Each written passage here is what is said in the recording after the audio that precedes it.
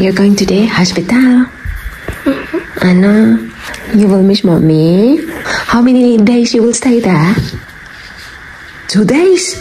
We will miss you, Kuya. Nakaimpake na pala yung mga dapat nilang dalhin. Pagkain nila sa araw na ito. Bukas, bibili lang daw sila.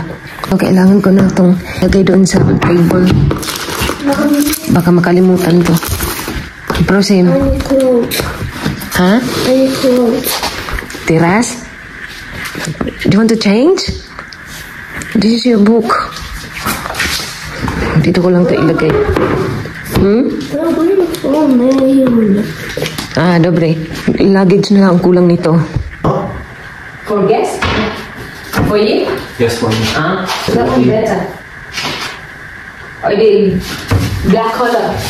Do you think that you can close that? I don't know. You know that? Then say bulky. Bulky.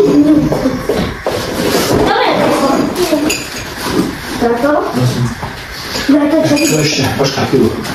За это будет зима? А что ты не А я сама вивчити.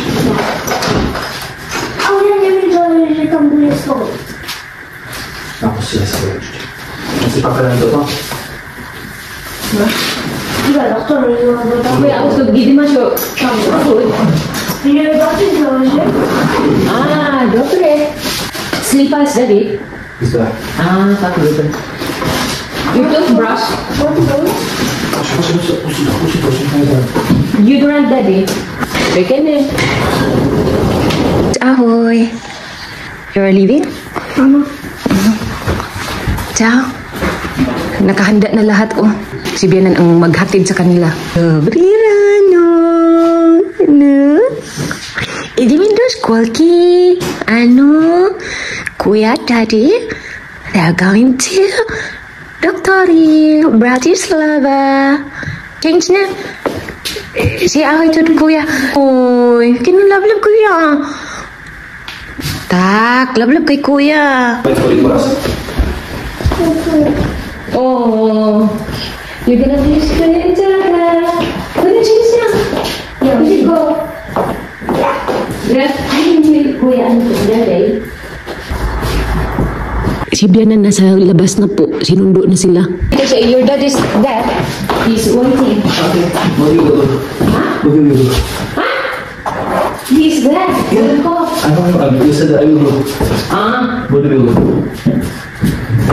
Okay, could you close the window? It's okay now. Tak dobre. Filip, ko pagkili. Ahoj, tak už ide, dobre? Ja musím mať nie. Dobre, I love you. Dobre? Potom za chvíľočku prídem. Ne, ale až na 2 dní, dobre?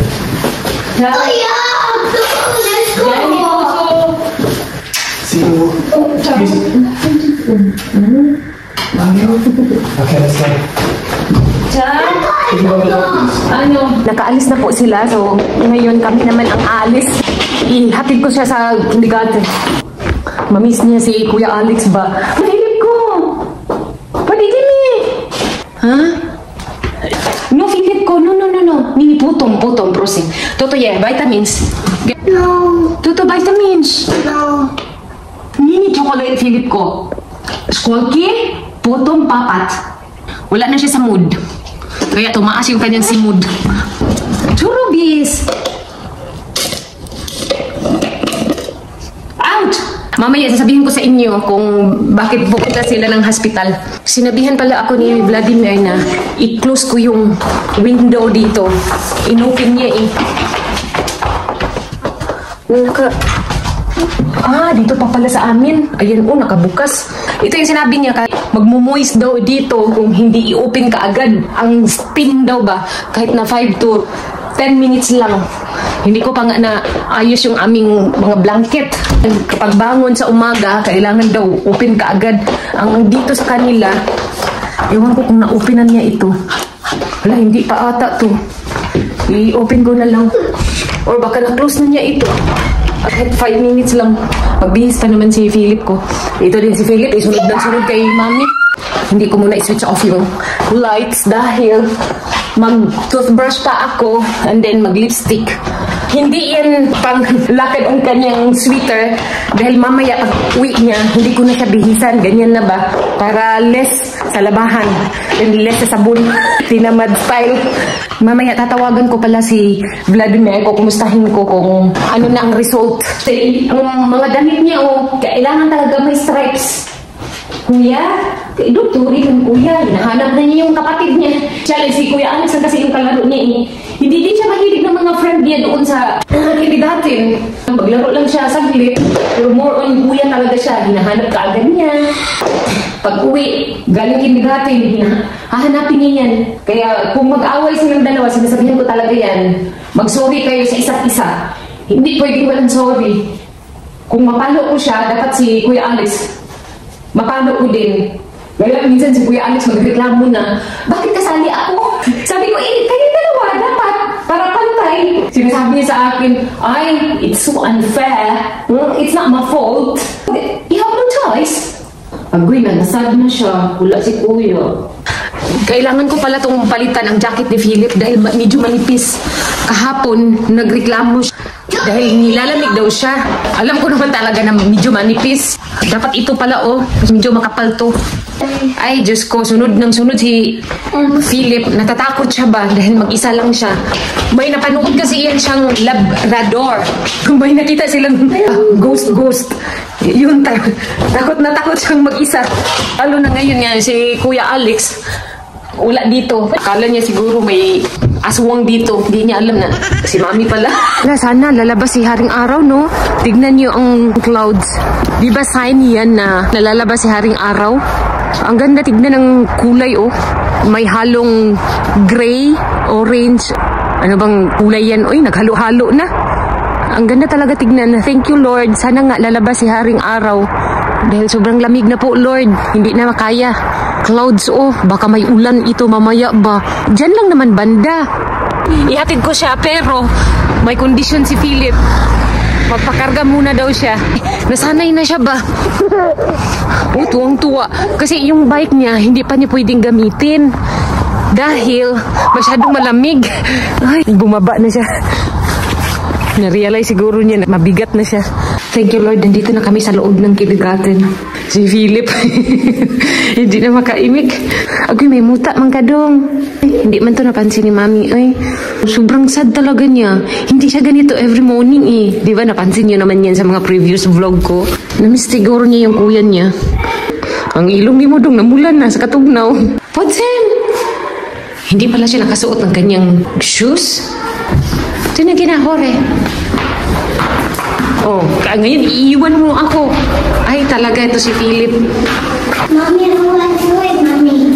Kailangan ko munang magsuot nito bago ako aakyat sa taas. Required to dito ba? Ayaw nilang madumihan yung room ng mga bata. Kore, pana. Uuwi na po ako.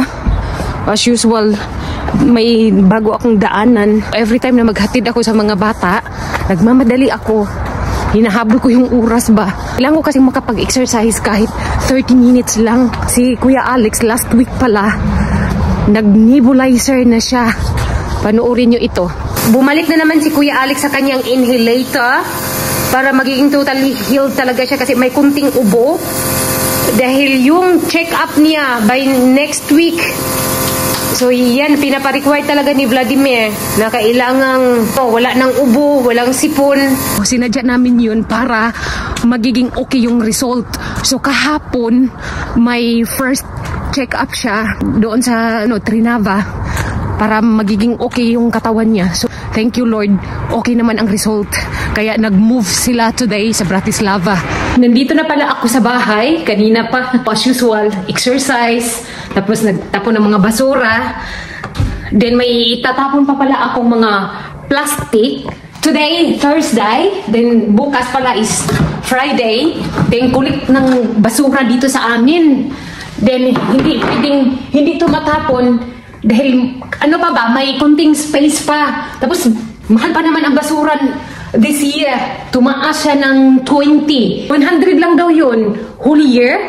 Then tinaasan sa taon na ito ngayong January nag-start, sabi ni Vladimir. Ito ba awang kasi siya eh. Ayan, sayang naman, hindi siya puno. Bukas ng umaga ang koleksyon nito. Nakapag-decide ako, ilagay ko mamaya. After na masundo ko si Philip. Then hindi ko na malaya na ano pala ito. Kulang. Tapos may basura pa pala dito. Mga plastic ba?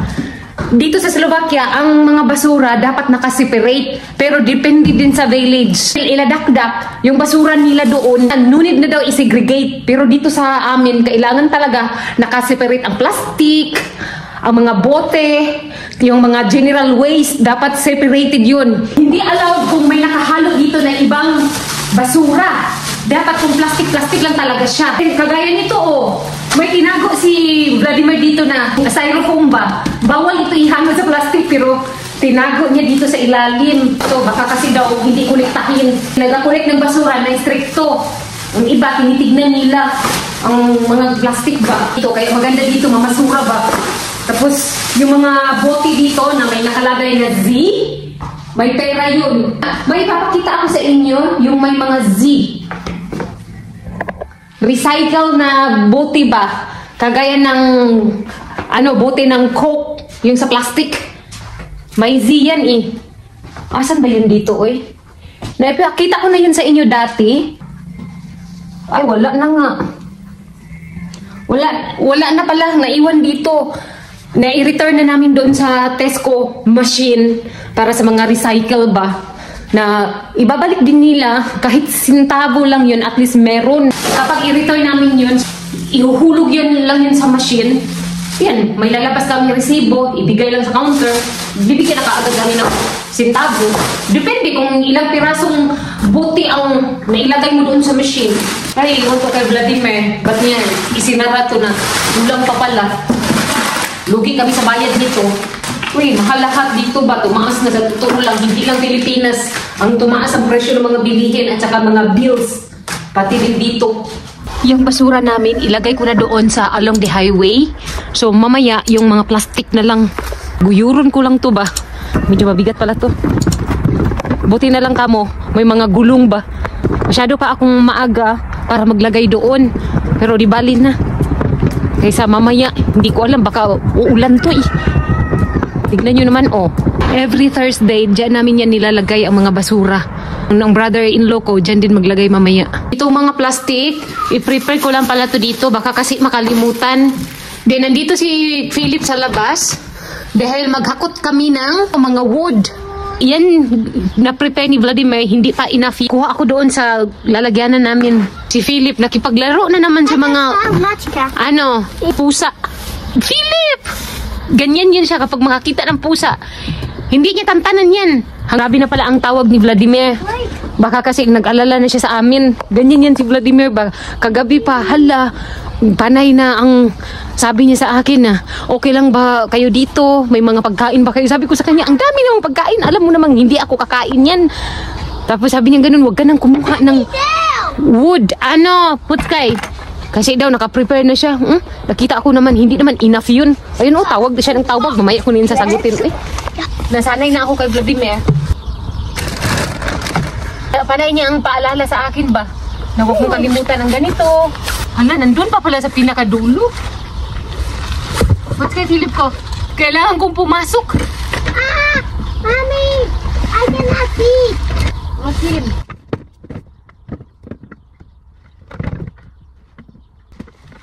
Ay! Nako, kunti na lang pala naiwan sa mga wood namin. For sure, magsibak yun ulit si Vladimir ba? Yan na lang ang aming wood. Kunti na lang ba?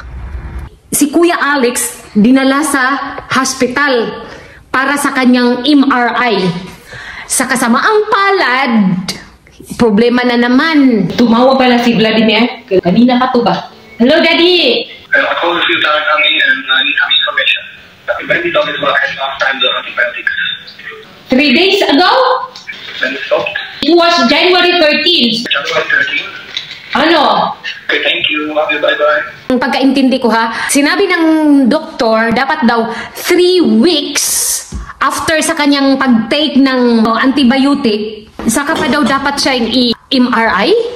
Nung napacheck up sila doon, okay naman ang lahat. Hindi basta-basta dito mag-go ng surgery hanggat hindi makumpleto ang check-up. Tuwa pa naman ako sa result nung first check-up ni Kuya Alex. Tapos, sablay pala kami dito. Ewan ko lang ha kasi nung tinawagan ko kanina si Vladimir, yun nga ang sinabi ng doktor eh. Parang ini-interview si Vladimir regarding sa mga gamot na iniinom ni Kuya Alex. Ang dami kasi niyang tinitake na mga gamot. Kapag makita ko si Kuya Alex na umiinom ng mga gamot, parang gusto ko lang sabihin na ako na lang inom niyan, oy. Para matapos na lahat, pero hindi pwede. Katawan niya yun. Meron pa pala akong isi-share related doon sa sakit ni Kuya Alex. Kung bata pa ako, same age talaga ni Kuya Alex. At saka grade 1 din ako noon. Walang araw na hindi magkasakit. Ubuan sa kasipon, lagnat, may mga bulutong, tikdas. Hindi ko talaga makalimutan yun. Kaya huminto ako ng pag-aaral noon nang dahil sa sakit ko. Iwan ko ba na bakit nangyari yun sa akin ba na nandun lang ako sa bed. Inis na ako dahil hindi ako makapag-aral. Sinabi ko na talaga kay God noon, saan ka na Lord? Magpakita ka sa akin, buisit ka. Nalagang yung mga bad words lumabas na sa aking bunganga. Then, sinuntok-suntok ko ang langit dahil hindi ko na kaya ba. Sabi ko ganoon, kung gusto mo na akong kunin mo na ako. Ayaw ko nang mabuhay, nakakapagod. Wala talaga akong tiwala noon kay Lord. As galit na galit ako sa Panginoon. Kung ikaw ang makapangyarihan, bakit mo binigay sa akin ang sakit na ito? Paulit-ulit na lang. Gusto ko mag-aral. May time pa yun na binuli-buli na lang ako ng mga kapatid ko ba dahil nagsakit-sakitan lang daw ako para kakain daw ako ng tinapay at saka soft drinks na Royal. Pero hindi ko iniinom. Binibigay ko sa kapatid ko kasi wala nga akong gana. Dahil mataas ang lagnat. Time na yun na hindi talaga ako naniniwala sa Panginoon. Para sa sarili ko, walang Diyos. Dahil kung meron man, dapat magaling na ako. Bakit ako pa ang nagkaganito? Mahirap na nga kami, may sakit pa ako, may araw pa yun na may pigsa ako. Pero yung case ni Kuya Ali kasi, defect sa katawan na internal at saka external organ yung sa kanya. Yun, mas malupit ito kay Kuya Alex dahil hindi biro ang kanyang nararamdaman ngayon. Kay Kuya Alex talaga more on surgery. Sana nga lang last na surgery na ito kay Kuya Alex. Sa akin na case, wala sa kalingkingan ni Kuya Alex ngayon. Mahirap, magkasakit. Minsan kinakabahan ako sa sitwasyon niya ba. Maswerte na nga si Kuya Alex ngayon dahil may doktor ba. Lalo na dito sa Slovakia, libre lang kapag may insurance. Dati nung nagkasakit ako, wala talagang doktor. Ang mama ko ang nagiging doktor.